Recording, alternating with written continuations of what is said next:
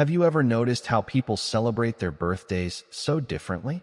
Some throw big parties with friends, loud music, laughter, and lights that fill the night.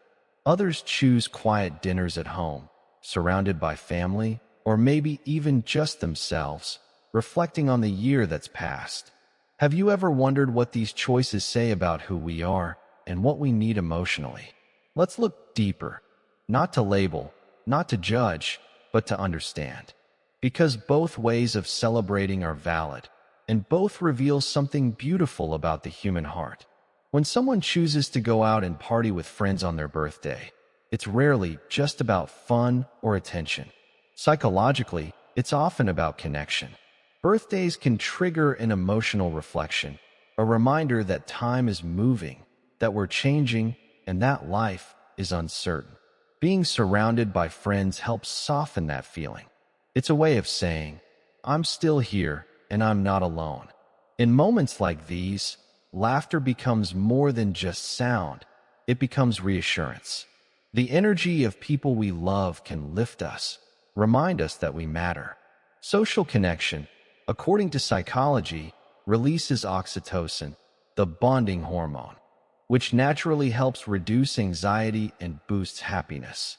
So when someone says, let's party, it's not always about escaping. Sometimes it's about embracing, celebrating life through the warmth of others. Extroverted personalities especially draw energy from social environments. They process emotion through interaction, and joy becomes amplified when shared. But even here, there's a quiet truth. Sometimes, people who celebrate loudly are also seeking validation, not in a negative way, but in a deeply human one. A birthday party can be a way to remind ourselves that we're seen, loved, and remembered. After all, in a world where people are often busy, that simple happy birthday means I still think of you. However, there's another side too. Big parties can sometimes mask exhaustion or emptiness. We dance and laugh to fill a space inside us that feels uncertain.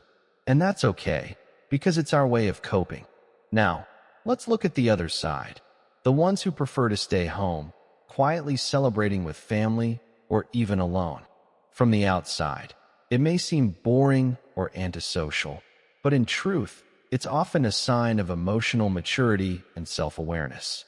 These people often don't need the external world to validate their joy. Their contentment comes from inner peace. They find happiness in stillness, in hearing the soft laughter of family members, or sharing a homemade cake with someone they love.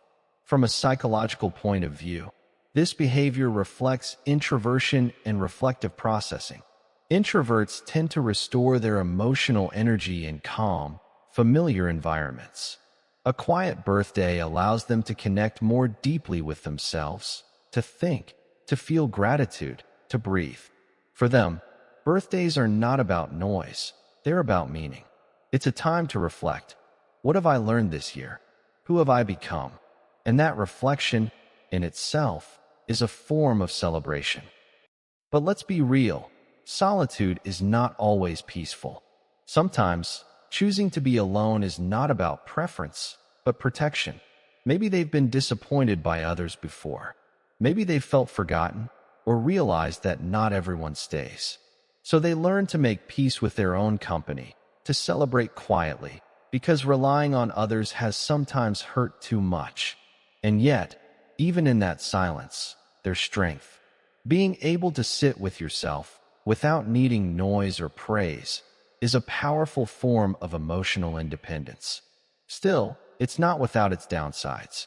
Staying alone too often can lead to overthinking or emotional isolation. When the mind has too much space, old memories sometimes echo louder than they should. That's why balance is so important, knowing when solitude heals and when it starts to hurt. Both ways of celebrating, loud or quiet, come from the same place. The human need to feel alive and seen. Some express that by surrounding themselves with people who make them laugh. Others express it by staying close to the few who truly understand their heart. Neither one is more meaningful than the other. Because meaning doesn't come from how you celebrate, it comes from why. Some people need the sound of clinking glasses to remind them they've made it another year. Others just need the sound of their mother's voice saying, "Happy birthday." Some people dance to feel free. Others sit in silence to feel grounded. It's all love, just spoken in different languages. The truth is, personality plays a big part in this. Extroverts recharge by being with people. Introverts recharge by being alone. But beyond personality, there's also emotional history. People who have experienced chaos, noise, or emotional instability in the past might prefer peace, while those who've experienced loneliness might crave connection, laughter, and shared energy. Neither reaction is right or wrong. It's just the heart trying to find balance. Psychologists often say that how we celebrate milestones reflects how we handle emotions. If we seek external celebration, it shows we process emotions outwardly, through expression and connection. If we seek quiet reflection, it shows we process emotions inwardly, through awareness and meaning. Both are forms of healing. Both are forms of gratitude. So the next time you see someone spending their birthday in a noisy club or a quiet living room, don't assume one is happier than the other. Happiness doesn't have a single form, it wears many faces. Maybe your joy comes from the crowd's cheer. Maybe it comes from one familiar smile. Both matter. Both are real.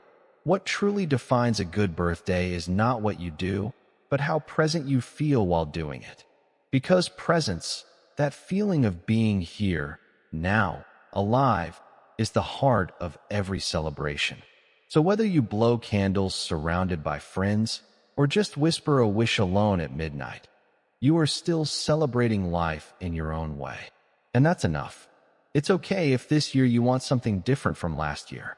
Sometimes we grow from noise into silence, and sometimes from silence back into laughter. Life is not about staying the same. It's about honoring what your heart needs today. So what about you? On your birthday, would you rather go out and party with your friends or stay quietly with your family? There's no right answer, just your truth, shaped by your heart, your memories, and your moment. You are allowed to change, to choose differently each year, because every version of you deserves to be celebrated, loudly or softly. You are growing, you are learning, and whether the world sees it or not, your life is worth celebrating every single day. So, how do you like to celebrate your birthday? Are you the party with friends type, or the quiet night with family kind of soul? Share your thoughts in the comments. I'd love to hear how you find joy in your own way.